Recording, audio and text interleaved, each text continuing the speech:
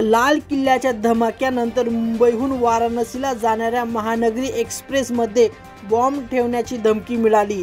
तपासादरम्यान ट्रेनमध्ये ISI पाकिस्तान जिंदाबाद असे लिहिलेले आढळले।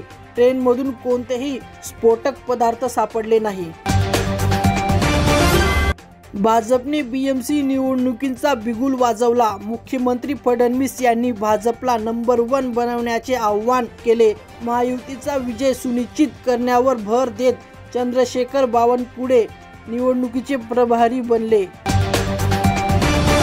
अल कायदा दहशतवादी संघटनेशी संबंध असल्याच्या आरोपाखाली ATS मुंब्रा येथील एका शिक्षकावर लक्ष ठेवून आहे।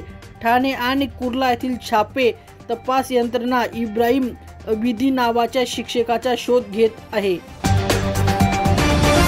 15 नोव्हेंबर पासून नवीन टोल नियम लागू होणार आहे।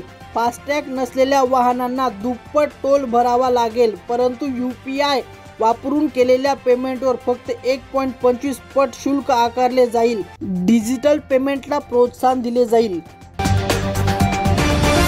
दिल्ली बॉम्बस्फोट प्रकरणातील दहशतवादी नेटवर्कचा पर्दाफाश। आतापर्यंत 8 जणांना अटक, त्यापैकी लखनौच्या मुंबई कनेक्शन मधील डॉक्टर शाहीन सईदचा शोध लागला आहे। आरोपी महिलेचा पूर्व पतीची चौकशी सुरू झाली आहे।